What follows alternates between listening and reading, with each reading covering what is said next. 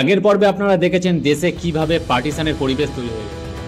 জিন্নাহ সাভারকর জাতীয়তাবাদীর ঊর্ধ্বে গিয়ে নিজেদের স্বার্থ চরিতার্থ করায় ব্যস্ত ছিল।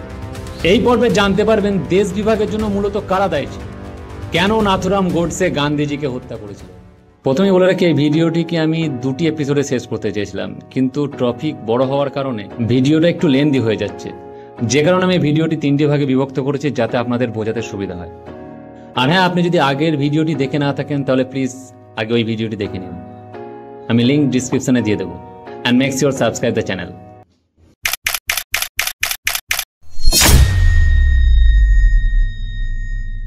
1945 খ্রিস্টাব্দে দ্বিতীয় বিশ্বযুদ্ধের অবসান ঘটে।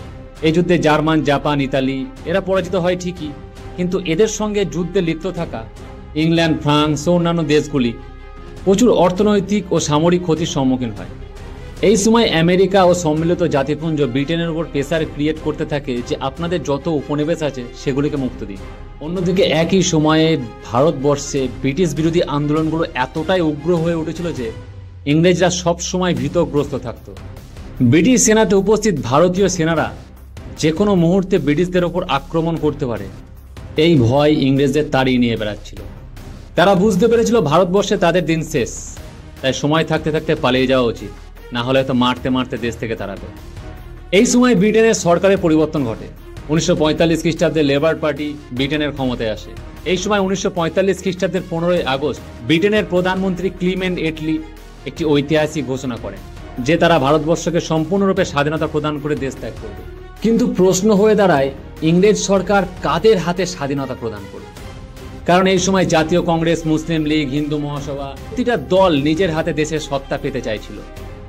এই সমস্যা সমাধানের জন্য ব্রিটিশ সরকার 1946 খ্রিস্টাব্দে ভারতের সমস্ত রাজনৈতিক দলগুলির মধ্যে একটি ইলেকশন করান।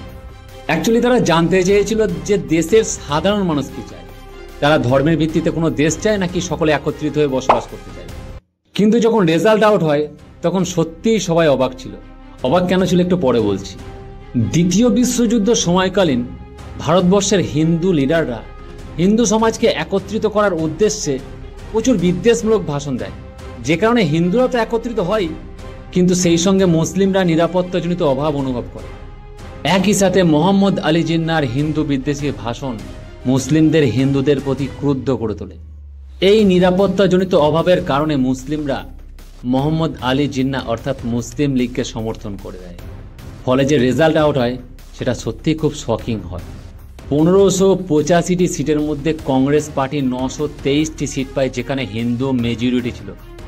অন্যদিকে মুসলিম লীগ 425টি আসন পায়, যে মুসলিম লীগ কিছু বছর আগেও ভারতীয় রাজনীতিতে তলিয়ে গেছিল। মুসলিম লীগের এই ব্যাপক পরিবর্তনের ফলে ব্রিটিশ সরকারকে বাধ্য হয়ে মুসলিম লীগ ও কংগ্রেস উভয়ের সঙ্গেই বৈঠকে বসতে হয়।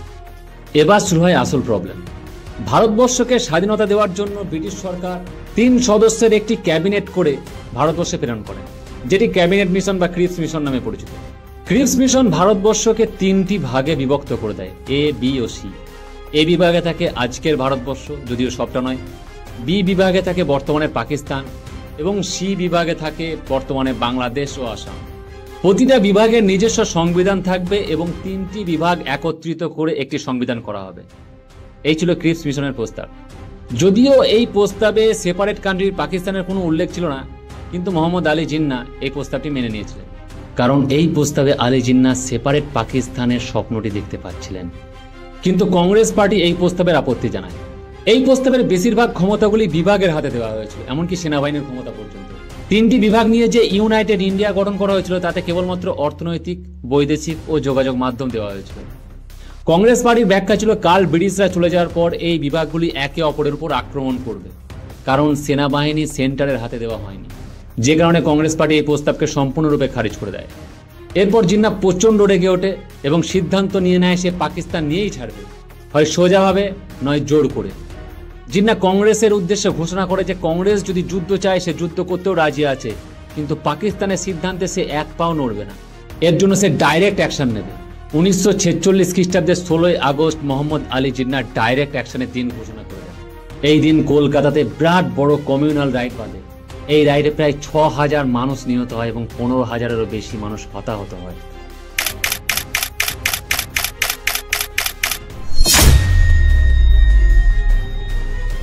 এই ঘটনার পর মোটামুটিভাবে ঠিক হয়ে যায় যে জিন্নাকে পাকিস্তান দিতেই হবে, না হলে এইরকম পরিবেশ দেশের যেখানে সেখানে তৈরি হবে।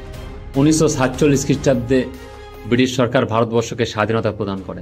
14ই আগস্ট পাকিস্তান এবং 15ই আগস্ট ভারতবর্ষ। অখণ্ড ভারত এইভাবে বিভক্ত হয়ে ব্রিটিশদের 200 বছরের রাজত্ব থেকে স্বাধীনতা লাভ করে। এতক্ষণ পর্যন্ত আপনারা জানলেন কিভাবে দেশ বিভক্ত হয়েছিল। এবার একটু মনোযোগ দিয়ে শুনুন, আপনাদের মনের মধ্যে উঠতে থাকা অনেক প্রশ্নের সমাধান পাবেন এই ভিডিওতে। ভারতবর্ষ বিভাগের জন্য মূলত কারা দায়ী ছিল? কেউ বলে জিন্না, কেউ বলে নেহেরু, অনেকের আঙুল তো আবার গান্ধীজির দিকে ওঠে। এই প্রশ্নের উত্তর পেতে গেলে একটু পুরনো ইতিহাসে ফিরে যেতে হবে। 1857 খ্রিস্টাব্দে যখন ইংরেজদের বিরুদ্ধে মহাবিদ্রোহ বা সিপাহী বিদ্রোহ হয়েছিল, তখন কিন্তু হিন্দু মুসলিম সকলে একত্রিত হয়ে ব্রিটিশদের বিরুদ্ধে লড়াই করেছিল। এই যুদ্ধে সৈনিকরা প্রধান সেনাপতি নির্বাচন করেছিলেন মুঘল সম্রাট বাহাদুর শাহ জাফরকে, একজন মুসলিম। তখন কিন্তু হিন্দু মুসলিমদের মধ্যে কোনো বিভেদ ছিল না, লক্ষ্য ছিল কেবল ব্রিটিশদের ভারত থেকে বিতাড়ন করা। কিন্তু 1905 খ্রিস্টাব্দে যখন ভাইসরয় লর্ড কার্জন বাংলাকে দ্বিখণ্ডিত করে, তখন থেকে হিন্দু মুসলিম বিভেদের সৃষ্টি হয়। হিন্দু মুসলিম উভয়েরই মনে হয় তাদের জাতি ধর্ম বিপদে আছে, আগে একে রক্ষা করতে হবে। এই পার্টিকুলার টাইমে আপনার মনে হতে পারে তাহলে তো ইংরেজরাই আসল কালপ্রিট, তাই না? ইংরেজরাই তো ধর্মের ভিত্তিতে বিভাগ করে হিন্দু মুসলিমদের মধ্যে লড়াই লাগিয়ে দিয়েছিল, তাহলে তো ইংরেজরাই আসল কালপ্রিট, তাই না? ব্রিটিশরা ভারতবর্ষকে শাসন করার জন্য অনেক নোংরা পলিসি গ্রহণ করেছিল, ডিভাইড অ্যান্ড রুল সেগুলির মধ্যে একটি ছিল। কিন্তু আপনারা কখনো ভেবে দেখেছেন কেন ব্রিটিশরা ধর্মের ভিত্তিতে বাংলাকে বিভক্ত করতে পেরেছিল? কেন, কি কারণ? কারণ আমরা ভারতীয়, আমাদের মধ্যে ধর্মীয় নেশা এতটাই বেশি যে যে কোনো ব্যক্তি ধর্মীয় সেন্টিমেন্ট দিয়ে আমাদেরকে বিভাগ করাতে পারে। আমাদের একবেলা ভাত না হলেও চলবে, কিন্তু ধর্মের বিষয় নিয়ে কেউ কথা বলে তখনই দাঙ্গা শুরু হয়ে যাবে। ঠিক একই পরিস্থিতি আজকের রাজনীতিতে নয় কি? কি চলছে আজ সমাজে? ধর্ম ছাড়া কি দেখতে পাচ্ছেন? কারা লাগাচ্ছে অশান্তি, কাদের লাভ হচ্ছে? ভাবুন, ভাবা প্র্যাকটিস করুন। এটা তো গেল একটা কারণ। 1906 খ্রিস্টাব্দে মোহাম্মদ আলী জিন্নাহ লন্ডন থেকে ভারতে এসে কংগ্রেস পার্টি জয়েন করেন। তখন তিনি সম্পূর্ণ সেকুলার ছিলেন। মুসলিম লীগ বা ধর্মের ভিত্তিতে হওয়া যে কোনো সংস্থা তিনি প্রচুর ক্রিটিসাইজ করতেন। তার দৃষ্টিতে জাতীয়তাবাদী আন্দোলন কোনো ধর্মীয় সংগঠনের ছত্রছায়া হতে পারে না, জন্য মানুষকে সেকুলার থাকতেই হবে। কিন্তু 1915 খ্রিস্টাব্দে যখন গান্ধীজি ভারতবর্ষে ফিরে আসেন এবং কংগ্রেস পার্টি জয়েন করে একটা সময় তিনিই কংগ্রেস পার্টির সর্বেস্বর হয়ে ওঠেন, তখন জিন্নাহ নিজেকে ব্যাকফুটে পায়। জিন্নাহর কথার গুরুত্ব হারায় কংগ্রেস পার্টিতে, এবং সেই সময় মুসলিম লীগও জিন্নাহকে তেমন গুরুত্ব দেয়নি। কিন্তু নেক্সট টাইম জিন্নাহ যখন ভারতে ফিরে আসেন, তখন তিনি সম্পূর্ণ ভিন্ন মানসিকতা ছিলেন। তিনি তার সেকুলার মানসিকতাকে সম্পূর্ণ পিছনে ফেলে একটা কমিউনাল মানসিকতা নিয়ে ভারতবর্ষে এসেছিলেন। জিন্নাহ একটা বিষয় প্রমাণ করতে চেয়েছিলেন যে গান্ধীজির থেকে তিনি কোনো অংশে কম নন। দেশ যদি গান্ধীজিকে মানে তাহলে জিন্নাহকেও মানতে হবে। তার জন্য যদি দেশকে দু টুকরো করতে হয় তাহলেও সে পিছু উঠবে না।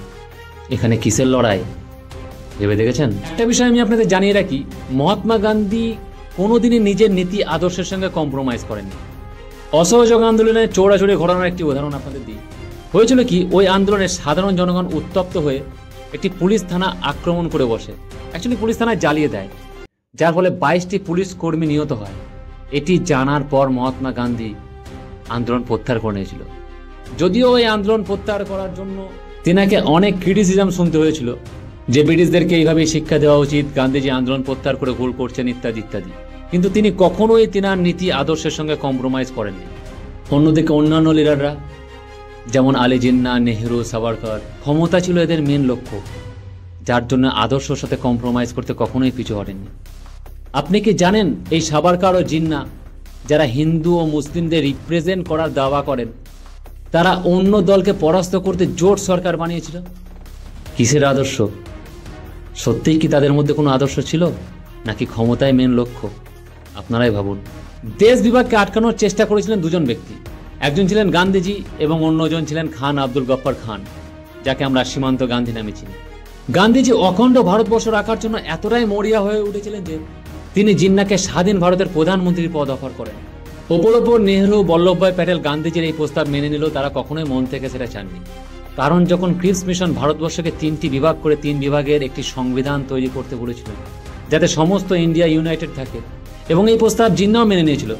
কিন্তু জওহরলাল নেহেরু মিডিয়ার সামনে এসে বলে যে ইংরেজরা দেশ থেকে চলে যাওয়ার পর তারা তাদের মতো ভারতবর্ষকে সাজিয়ে নেবে। এটা শোনার পর জিন্নাহ সম্পূর্ণরূপে পাকিস্তানের প্রস্তাব থেকে অনড় হয়ে দাঁড়ায়, কারণ তিনি নেহরুর মনোভাব বুঝতে পেরেছিলেন।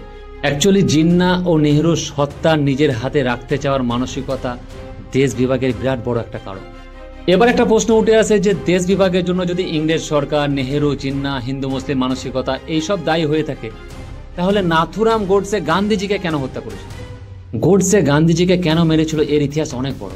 অনেক ব্যক্তির অনেক রকম মতামত আছে এই বিষয়ে। RSS গোডসে প্রেমীদের কিছু মতামত আছে, গান্ধীবাদী রাষ্ট্রবাদী যারা তাদেরও কিছু মতামত আছে। এখানে সবটা বলা সম্ভব নয়, আমি কোনো এক সেপারেট ভিডিওতে এই বিষয়টি নিয়ে আলোচনা করব। মোটামুটি দুটি কারণ আপনাদের জানিয়ে রাখি। যখন সমগ্র দেশে পার্টিশনের পরিবেশ তৈরি হয়ে যায়, তখন গান্ধীজি মরিয়া হয়ে উঠেছিলেন কিভাবে পার্টিশনকে আটকানো যায়। যে কারণে তিনি ঘোষণা করেছিলেন যে যদি দেশ বিভাগ হয় তাহলে সেটা যেন তার লাশের উপর দিয়ে হয়। কিন্তু দেশ তো বিভক্ত হয়ে যায় এবং গান্ধীজি তখনও জীবিত ছিল। গোডসের মতে এখানে গান্ধীজি রাজনীতি খেলেছে দেশকে বিভক্ত করার জন্য, তাঁর বেঁচে থাকার কোনো অধিকার নেই। যদিও এটা গোডসে প্রেমীদের কথা। আপনি যদি মনে করেন গোডসে হঠাৎ করে একদিন গান্ধীজি র্যালিতে গিয়ে তিনাকে প্রণাম করে ফটাফট গুলি করে হত্যা করেছে, তাহলে আপনি বিরাট বড় ভুল করছেন। গান্ধীজিকে হত্যার পরিকল্পনা বহুদিন আগে থেকেই চলছিল। এর পরিকল্পনা 1944 সাল থেকে শুরু হয়, দেশ স্বাধীন হওয়ার অনেক আগেই। গোডসে, সাভারকার, আপ্টে এরা সবাই মিলিত ছিল গান্ধীজির হত্যা পরিকল্পনাতে। সত্যি বলতে গোডসে, সাভারকার এরা মুসলিম সমাজকে একদমই সহ্য করতে পারতেন না। মুসলিম সমাজের জন্য এদের মধ্যে বিষ ভরা ছিল। এরা মনে করতেন গান্ধীজি মুসলিমদের খুব বেশি প্রাধান্য দেয়, মুসলিমদের অধিকার নিয়ে গান্ধীজির মাথা ব্যথা সব থেকে বেশি। আর একটি অখণ্ড হিন্দু রাষ্ট্রের জন্য এটা মোটেই ঠিক জিনিস নয়। যে কারণে দেশ স্বাধীন হওয়ার আগে থেকেই হত্যার পরিকল্পনা শুরু হয়েছিল।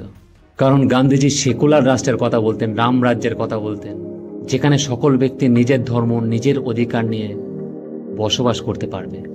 কিন্তু গান্ধীজির এই ধর্মের সঙ্গে গোডসে, সাভারকারের ধর্ম এক ছিল না। আজকের আলোচনা এখানেই শেষ করছি। হিন্দুত্বের ওপর কংগ্রেস পার্টির যে কি মনোভাব ছিল, এটার সঙ্গে অখণ্ড ভারত জড়িয়ে আছে। বিষয়টিকে ছোট করে বললে আমি আপনাদেরকে সঠিক জিনিসটা তুলে ধরতে পারবো। নেক্সট ভিডিওয়ে আমি অবশ্যই সম্পূর্ণটা কমপ্লিট করে দেবো। আর আপনি যদি আগের ভিডিওটি এখনো না দেখে থাকেন তাহলে অবশ্যই দেখে নিন, আমি লিঙ্ক ডিসক্রিপশনে দিয়ে দেবো। Thanks for watching.